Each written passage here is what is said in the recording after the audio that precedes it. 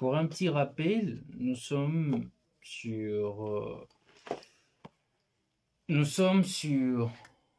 continuons plutôt sur notre moment de partage sur notre thème que nous avons commencé il y a de cela déjà presque un mois, si je ne me trompe pas, parce qu'on a fait au moins plus de 4 séances, si je ne me trompe pas, 4 à 6 séances à peu près. Donc ça fait déjà presque un mois que nous avons commencé ces partages ces partages sur Hébreux 6.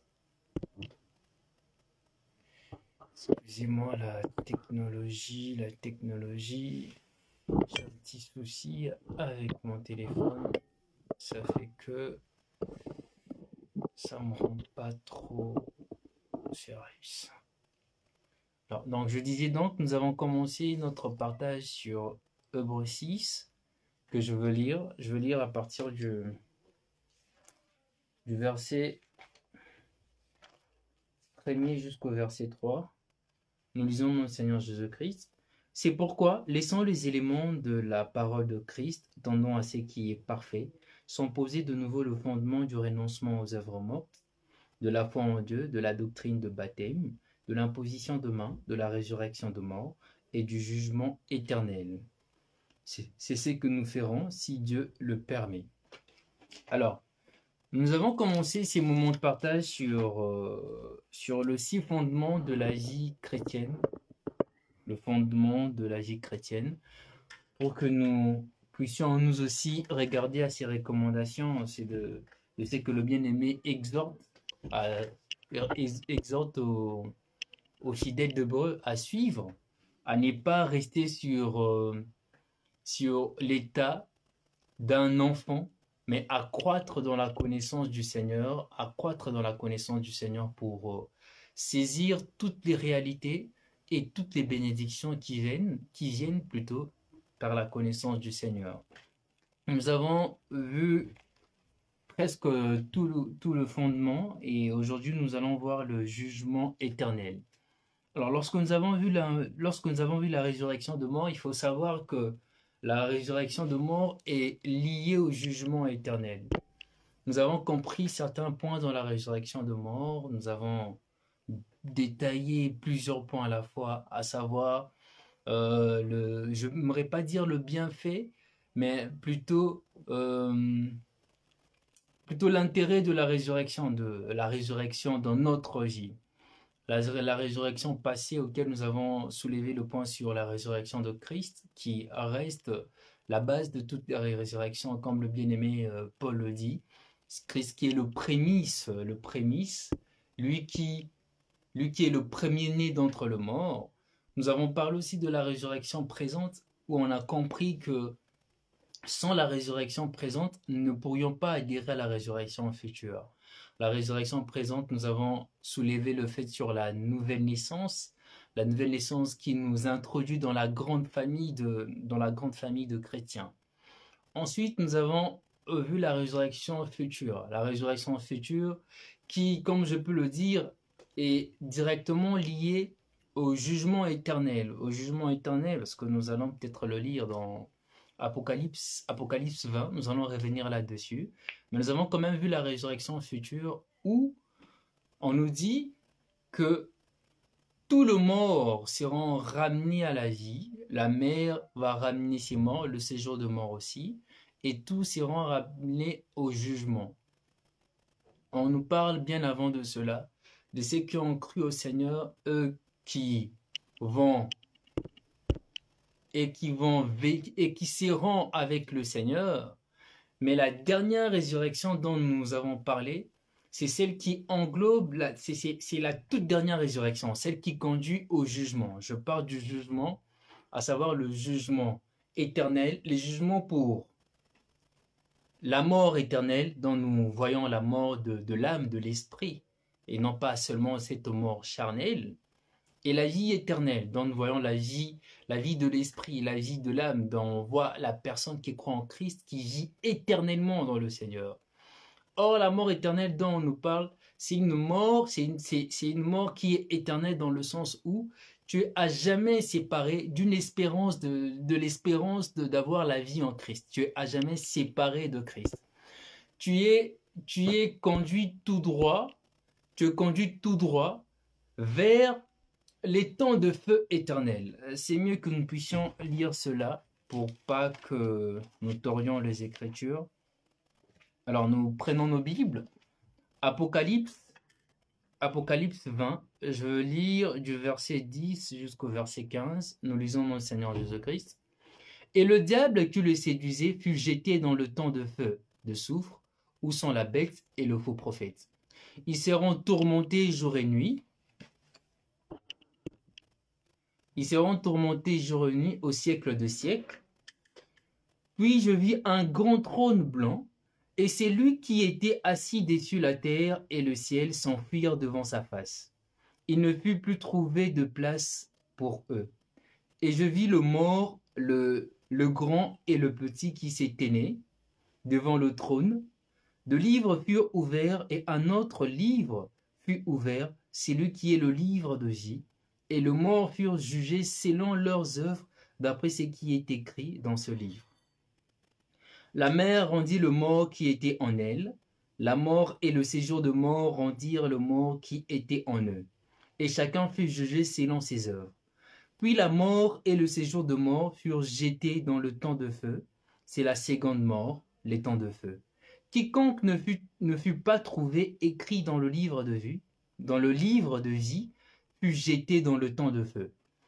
Retenons cette phrase ou ces versets, le verset 15, on dit « Quiconque ne fut pas trouvé écrit dans le livre de vie, fut jeté dans le temps de feu. » Ici, comme je le disais, que la résurrection, la dernière résurrection, la seconde résurrection, s'il faut dire la dernière résurrection, est liée directement au jugement éternel, dans le sens où toutes les personnes qui n'ont pas reçu Christ, toutes les personnes seront ramenées à un jugement. On nous dit que la mer rendit le mort qui était en elle, et la mort et le séjour de mort aussi rendirent leur mort.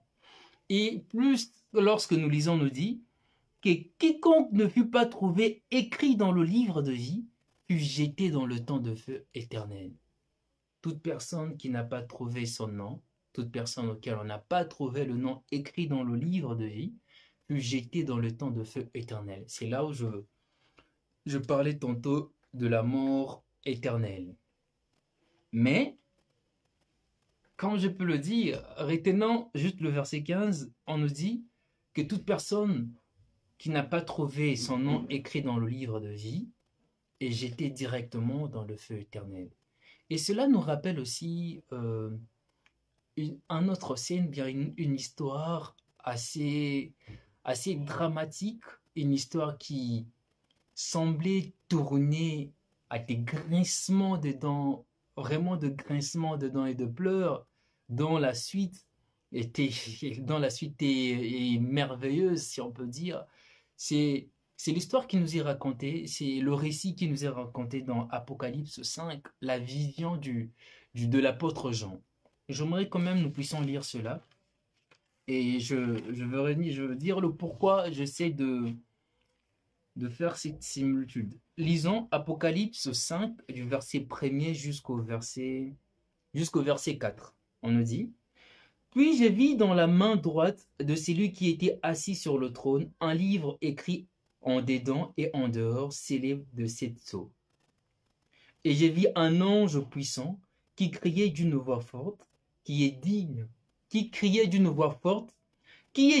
d'ouvrir le livre et d'en rompre le sceau. Et personne dans le ciel, ni sur la terre, ni sous la terre, n'ait pu ouvrir le livre ni le regarder. Et j'ai pleuré beaucoup de ce que personne ne fut trouvé digne d'ouvrir le livre ni de le regarder. » Ici, le bien-aimé Jean nous relate cette histoire assez tragique où il nous dit qu'il vit, où il nous dit qu'il a eu une vision où il voit un livre, c'est le livre de vie, et personne ne pouvait ouvrir ce livre, personne n'était trouvé digne d'ouvrir ce livre. que ce soit sur terre, que ce soit au ciel, que ce soit sous terre, il n'y avait personne qui était digne d'ouvrir ce livre. Et face à cette scène, son cœur était abattu, son cœur était attristé. Son cœur était tellement attristé. Pourquoi attristé? Parce que la sentence qui était écrite sur ce livre de J, la sentence qui était écrite, scellée sur ce livre, personne n'était trouvé digne pour porter cette sentence-là. Personne n'était digne pour accepter cette sentence. Et nous lisons. Et l'un de vieillards me dit, alors comme je vous ai dit, vous allez vraiment m'excuser parce que mon téléphone semble mourir à petit feu, donc on va essayer de faire avec. Le verset 5, on nous dit, « Et l'un de vieillards me dit, ne pleure point. Voici le lion de la tribu de Juda, le régétant de David, a vaincu pour ouvrir le livre de cette sceaux. Et j'ai vu, au milieu du trône et de 4 êtres vivants, et au milieu de vieillards, un agneau qui était là, comme immolé.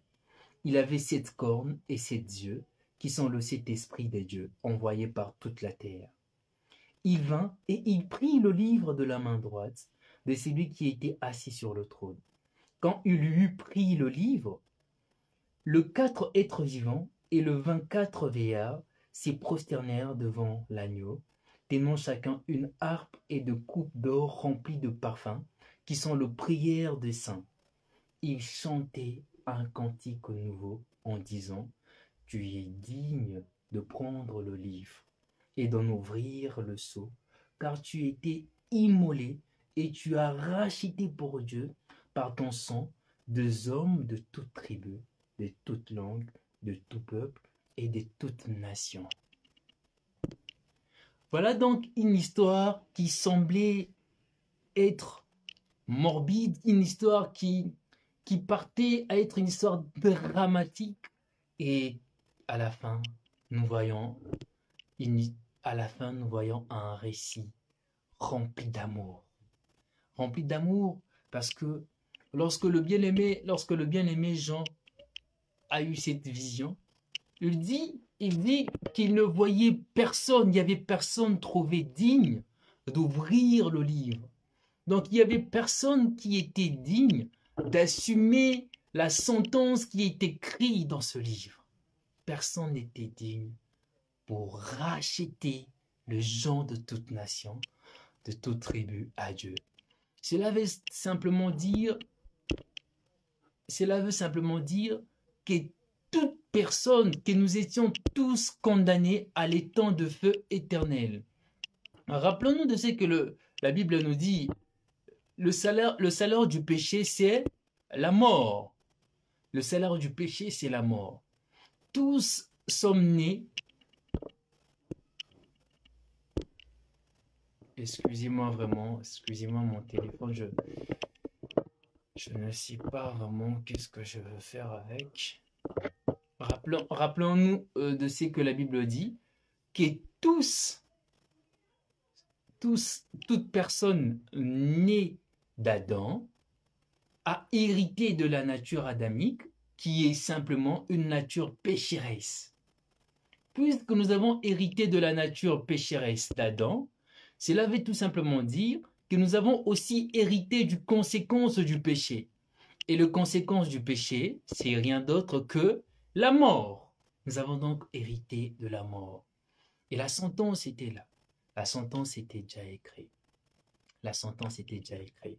Mais on nous dit que là où on ne trouvait personne de digne pour ouvrir ce livre, là où on ne trouvait personne capable d'accepter cette sentence, on nous dit que l'agneau des dieux s'est présenté. Christ s'est présenté. Christ est venu. Christ a accepté cette sentence-là. Christ a accepté cette sentence-là.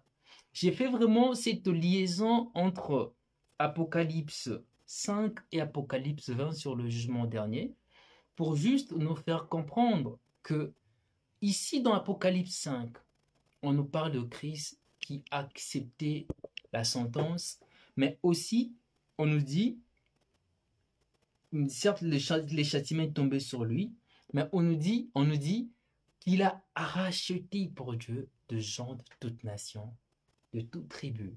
Il a racheté pour Dieu par son sang, par le sang versé sur la croix. Il a racheté pour Dieu. Étant l'agneau immolé, il a versé de son sang, il a racheté pour Dieu. Mais on nous parle de Christ comme étant agneau, mais on nous parle aussi de Christ comme étant le lion de la tribu de Juda. Il est certes présenté comme l'agneau de Dieu qui rachète le péché de l'humanité. Il est certes présenté comme l'agneau de Dieu qui rachète le péché de quiconque croit en lui. Mais qu'on n'oublie pas aussi, il est aussi présenté comme étant le lion de la tribu de Juda. Et étant présenté comme le lion de la tribu de Juda, cela ne veut rien, cela nous fait comprendre tout simplement que c'est par Christ que toute nation aussi, que le mort et les vivants seront jugés. Et il jugera le mort et les vivants. Nous allons lire Acte 10. Acte 10. Acte 10, du verset 42 au verset 43, on nous dit: Et Jésus nous a ordonné de prêcher au peuple et d'attester que c'est lui qui a été établi par Dieu, juge de vivants et de morts. Il a été établi par Dieu, juge de vivants et de morts. On nous dit: tous les prophètes rendent de lui les témoignages que quiconque croit en lui, quiconque croit en lui reçoit par son nom le pardon de péché. On nous dit que Jésus nous a ordonné de prêcher au peuple et d'attester que c'est lui qui a été établi par Dieu, juge de vivants et de morts. Lisons aussi Jean 5.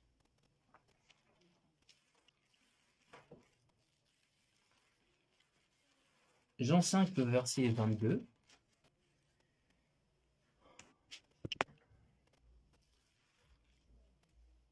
Jean 5, le verset 22 dit: le Père ne juge personne, mais il a remis tout jugement au Fils, afin que tous honorent le Fils comme il honore le Père. Celui qui n'honore pas le Fils n'honore pas le Père qui l'a envoyé. On nous dit que le Père ne juge personne, mais il a remis tout jugement au Fils. Il a remis tout jugement au Fils. Oui. Dans Actes des Apôtres, on nous dit que Christ nous a ordonné d'annoncer à toutes les nations que Dieu l'a établi comme juge de morts et de vivants. Il nous est présenté comme étant l'agneau, mais comme étant aussi le lion de la tribu de Juda, comme étant aussi le juge, le lion de la tribu de Juda. Il ne faut pas que nous oublions cela. Ainsi, de la même façon que Dieu sauve l'humanité, de la même façon que Dieu nous sauve, c'est aussi de cette même façon-là que Dieu nous jugera par Christ qu'il a établi comme étant le bon et juste juge. Et c'est par Christ que Dieu nous jugera aussi. Alors lorsque vous serez ramenés devant le jugement de Christ, sachez-le bien que personne ne peut ramener ne serait-ce qu'un argument pour dire que Seigneur, si je t'ai pas reçu, ou si j'ai pas cru en toi, c'est parce qu'il y a eu, c'est parce que quelque part on a tué mes parents, tu étais où, parce que non, il n'y aura aucun argument valable, aucun argument qui sera reçu, aucun argument qui sera reçu. Moi, il y a toujours cette question que j'aime bien nous poser, cette question que je me pose toujours, c'est une question à réflexion que j'aimerais que nous puissions aussi tous nous poser cette question-là et au moins nous saurons où nous en sommes aujourd'hui avec le Seigneur. La question est très simple. As-tu trouvé en Christ ton Sauveur ou tu attends d'être ramené devant le jugement? Est-ce qu'aujourd'hui, tu estimes que tu as trouvé en Christ le Sauveur de ton âme ou tu attends être ramené devant le jugement? C'est une question qui prend tout son sens dans notre marche. Parce que trouver en Christ le Sauveur de notre âme veut simplement dire qu'il prend la première place, il prend toute la place. Il prend toute la place. Trouver en Christ le Sauveur de notre âme. On ne dit pas trouver en Christ et. On ne dit pas trouver en Christ et les ancêtres et nos ancêtres. On ne dit pas trouver en Christ et nos pères. On ne dit pas trouver en Christ et la religion. On dit, ma question est simple. Est-ce qu'aujourd'hui tu estimes que tu as réellement trouvé en Christ le Sauveur de ton âme ou tu attends être ramené au jugement? Je rappelle encore l'exhortation que nous avons partagée, que nous avons eu à partager le dimanche matin à l'église. Ces récits qui nous relataient encore, ces récits qui nous relatent en fait les événements qui suivent après la multiplication de pain, hein, pour ceux qui se rappellent encore du récit de multiplication de pain, où on voit tout un peuple, il y avait en tout cas il y avait plusieurs personnes qui suivaient Christ, et on appelait ces personnes ses disciples. Il y avait plusieurs disciples qui suivaient Christ.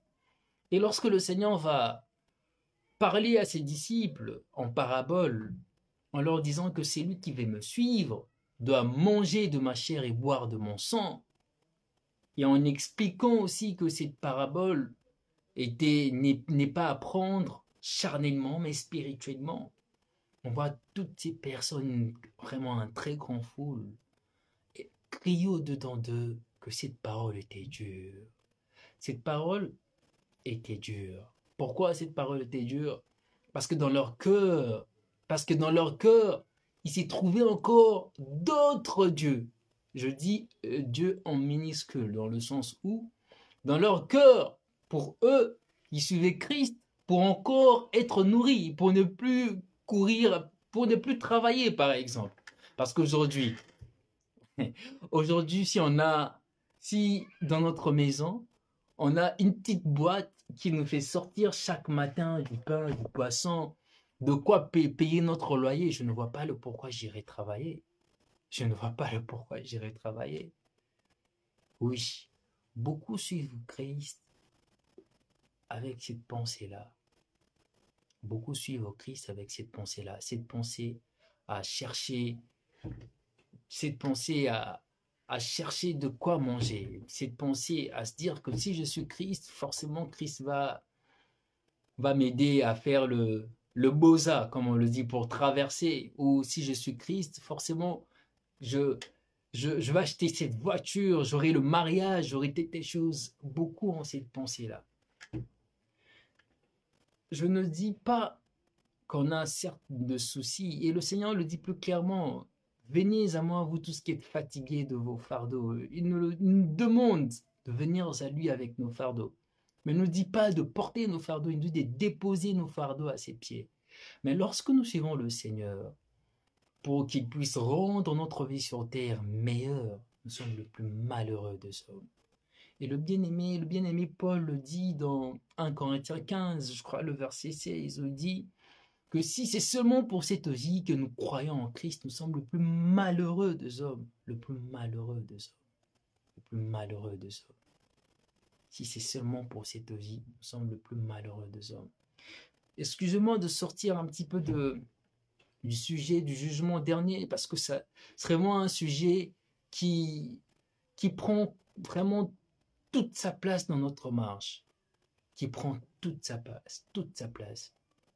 Parce que la décision future est prise aujourd'hui.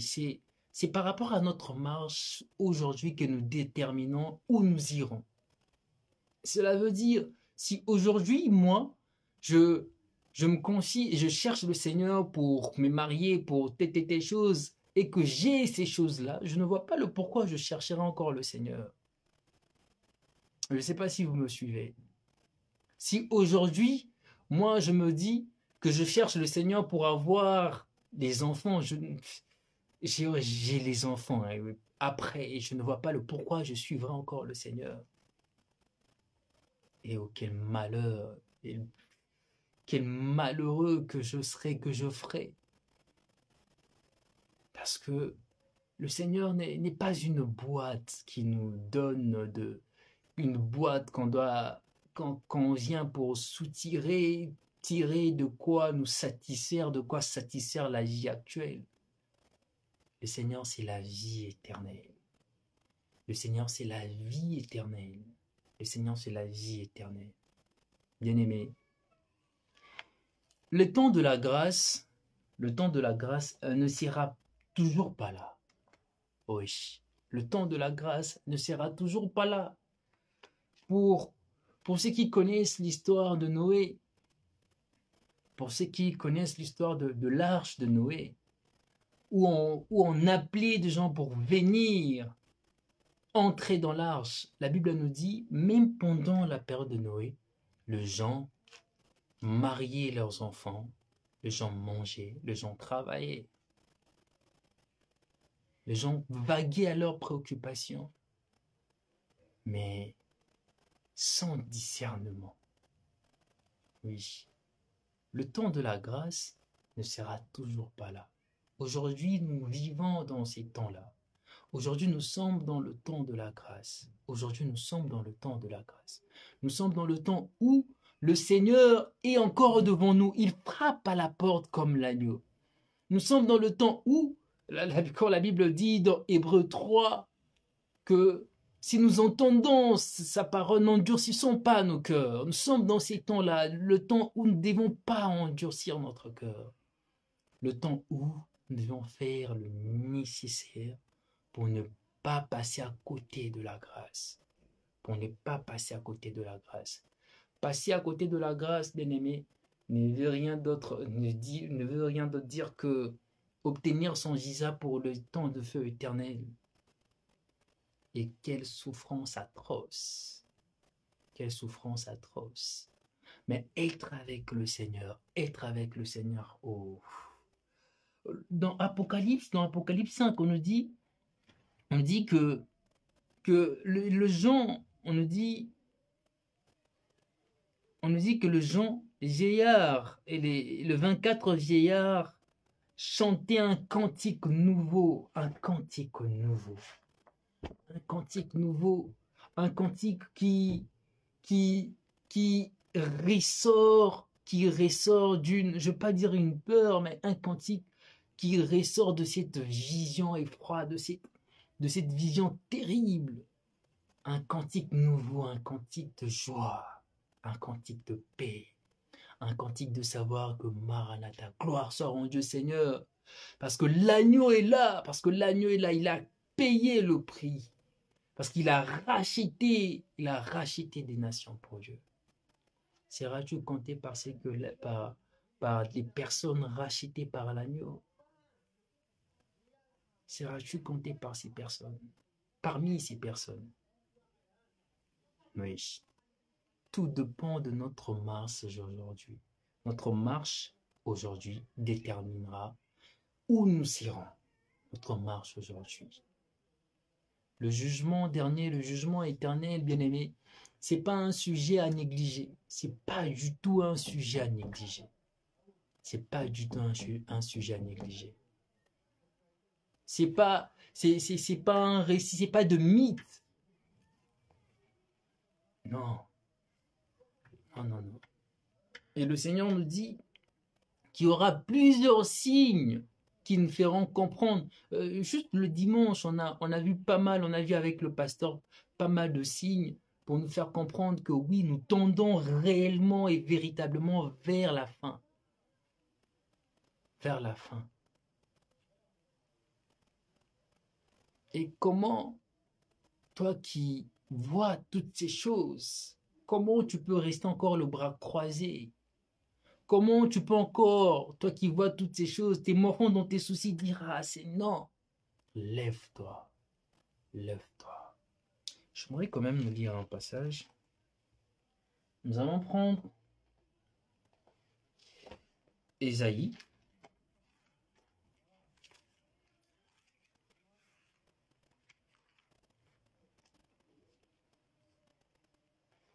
Ésaïe 2, le verset 12 jusqu'au verset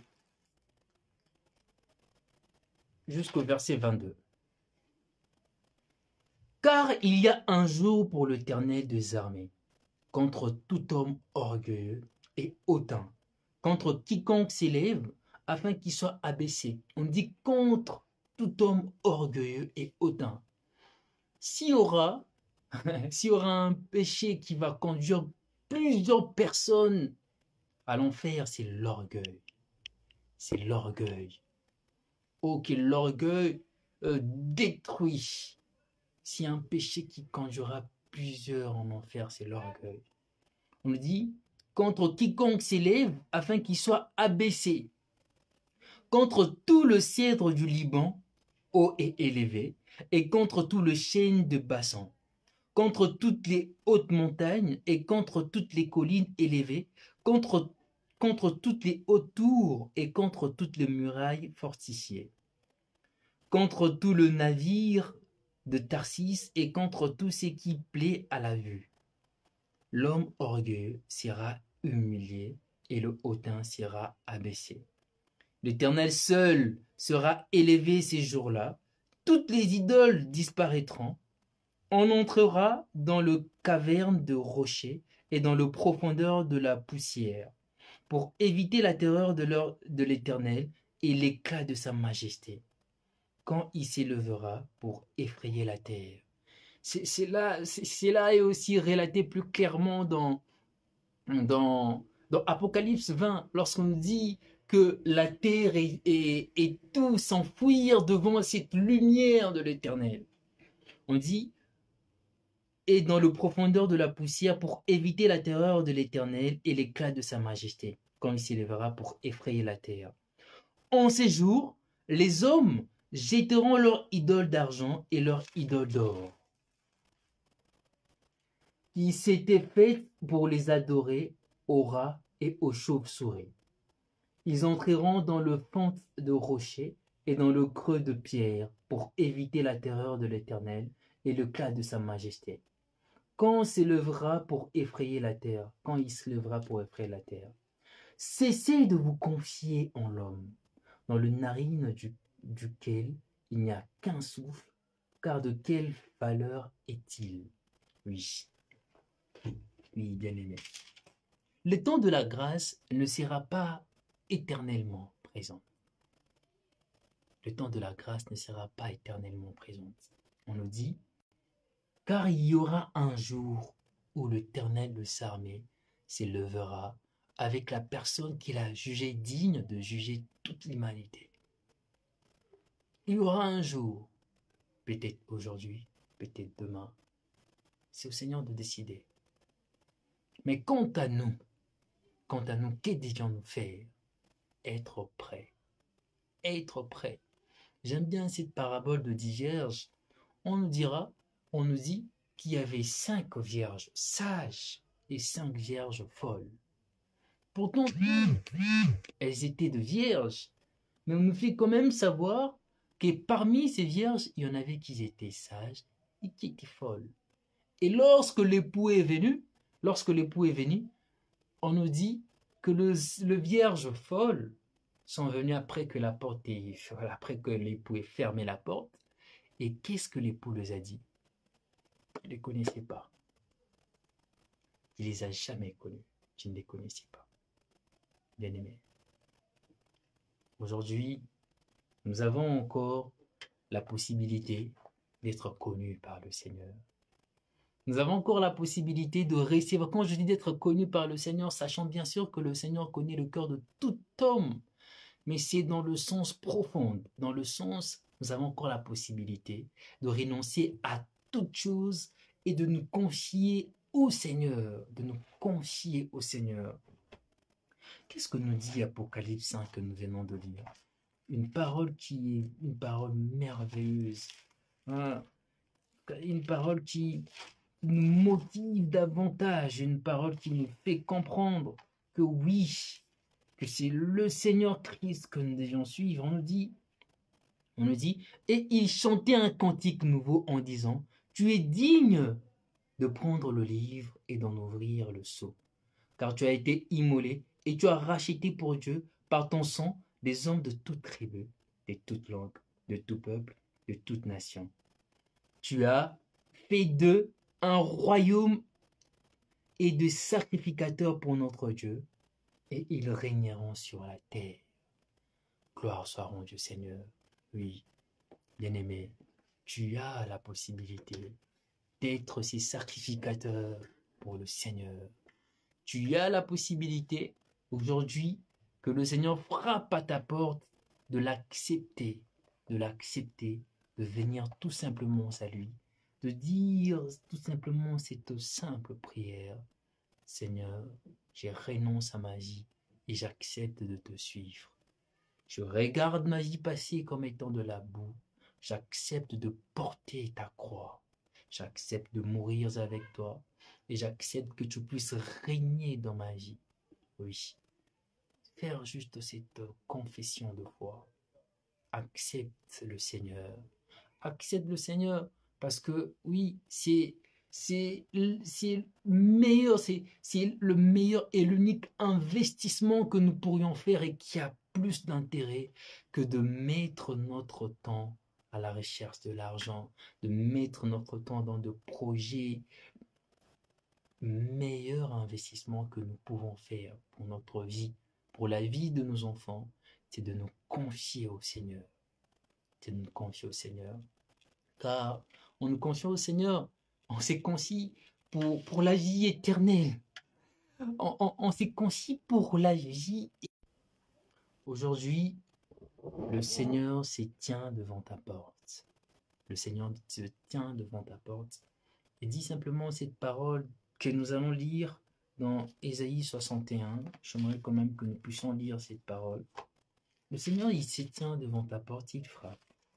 Et il te dit cette merveilleuse parole dans Ésaïe 61, le verset 1er jusqu'au verset 5. Il dit, l'Esprit du Seigneur, l'Éternel, est sur moi.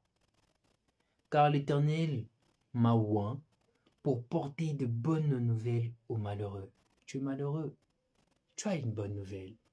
Aujourd'hui, tu as la possibilité de faire part d'un projet que le monde ne pourra jamais te donner. Continue. Il m'a envoyé pour guérir ceux qui ont le cœur brisé. Tu as le cœur brisé, viens au Seigneur, lui qui répare toute blessure de cœur, lui qui est capable de changer ta vie. Il nous dit, et pour proclamer aux captifs la liberté. Tu te sens captif dans un péché. Tu sens que tu as essayé plusieurs fois de laisser, mais tu n'arrives pas. Aujourd'hui, accepte d'abandonner. Accepte que par tes propres forces, tu ne pourras rien faire. Et accepte que le Seigneur puisse prendre ses fardeaux, de porter ses fardeaux, et accepte ces jougs léchés que le Seigneur te donne. Tu es captif dans le péché. Accepte de mourir. Accepte la honte. Accepte que le Seigneur puisse prendre ses péchés. Accepte que le Seigneur puisse te décharger de ses fardeaux. Il dit qu'il est là pour proclamer aux captifs la liberté. Tu seras libre. Libre du péché. Libre de cette chose qui t'empêche de marcher. Cette chose qui t'empêche d'hériter la vie éternelle. Cette chose qui t'est conduit tout droit vers le jugement éternel. Tu seras libéré de cela. Oh, gloire sera rendue, gloire au Seigneur parce qu'il est là, parce qu'il est là, parce qu'il est là, vivant, il est ressuscité, parce que le prix de sa vie a été accepté, c'est pour cela qu'il est ressuscité. Il est ressuscité pour te libérer. Il te libère du péché. Continuons. Et aux prisonniers la délivrance, pour publier une année de grâce de l'Éternel et un jour de vengeance de notre Dieu. Une année de grâce. Vous voyez comment cela s'essuie. Une année de grâce. Nous sommes aujourd'hui dans cette période de grâce. Cette période où nous avons encore la possibilité d'accepter le Seigneur. Cette période où nous avons encore la possibilité d'abandonner ces péchés qui nous pourrit la vie. D'abandonner cette conduite malhonnête qui nous conduit tout droit vers le temps de feu. Mais après cette année de grâce, on nous parle d'une année de vengeance. Un jour de vengeance de notre Dieu. Un jour de vengeance contre qui? Contre les orgueilleux. Contre ceux qui n'auront pas accepté Christ dans leur vie. Contre ceux qui auront trouvé mieux de se plaire dans le péché que d'accepter de renoncer. On nous dit, pour consoler tous les affligés, pour accorder aux affligés de Sion, pour leur donner un diadème au lieu de la cendre, une huile de joie au lieu de deuil, un vêtement de louange au lieu d'un esprit abattu, afin qu'on les appelle de térébinthes de la justice, une plantation de l'Éternel pour servir à sa gloire.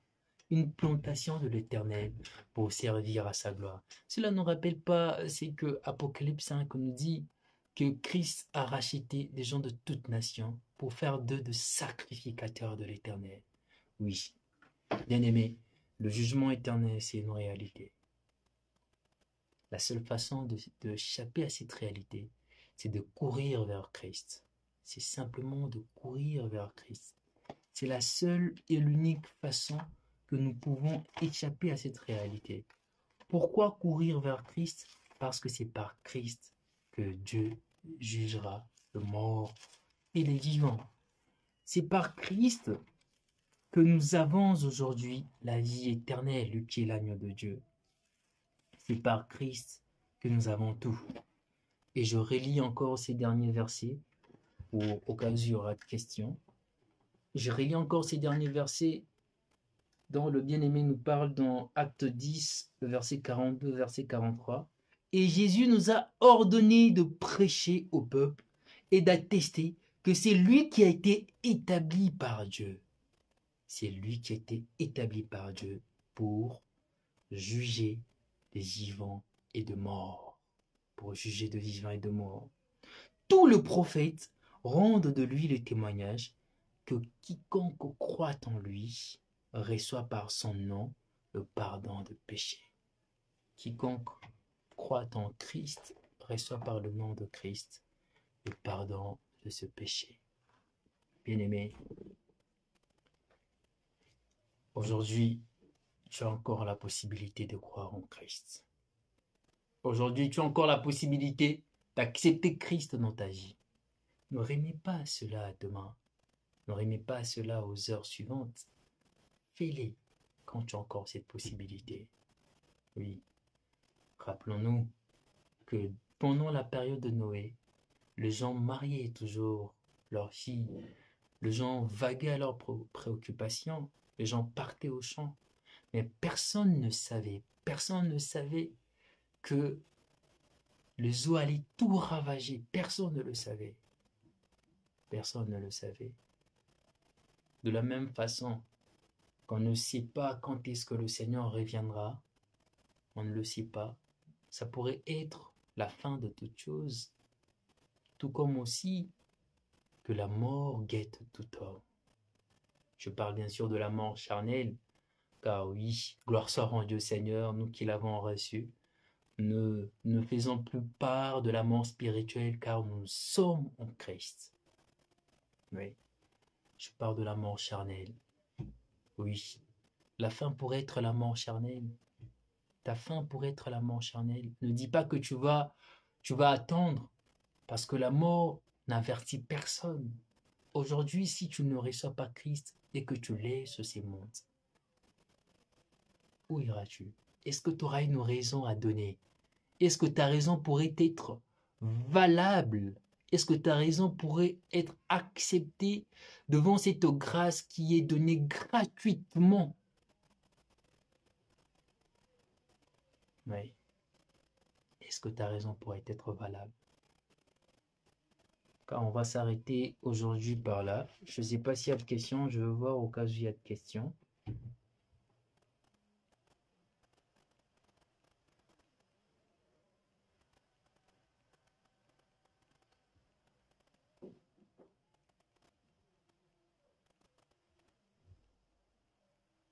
Alors, je vois qu'il n'y a pas de questions. Alors, bien aimé, comme on l'a évoqué, le jugement éternel est une réalité. La grâce de Dieu ne sera toujours pas d'actualité. Oui. L'agneau immolé ne sera toujours pas l'agneau. Mais un jour, ce sera le lion de la tribu de Juda qui jugera tout homme. Alors aujourd'hui, est-ce que dans ta vie, tu as Christ comme étant sauveur ou tu remets à plus tard, sachant bien sûr que si tu ne l'as pas comme étant sauveur, tu l'auras comme étant le juste juge. Le juste juge. Le juste juge. Alors bien aimé, que le Seigneur nous bénisse, que le Seigneur bénisse son Fils, que le Seigneur nous accorde, que le Seigneur ouvre encore les yeux de nos cœurs, que nous puissions réaliser encore que nous courons un grand danger si nous remettons à demain notre salut, que le Seigneur ouvre encore les yeux de nos cœurs. Et j'espère que pour ceux qui nous ont suivis, que le monde partage, que nous avons compris, et au-delà de comprendre, que nous avons pris la décision, la seule décision qui valent la peine d'être prise, c'est d'accepter le Seigneur Jésus-Christ dans la vie. Je nous souhaite à tous une très bonne soirée, que le Seigneur vous bénisse et on se dit à jeudi.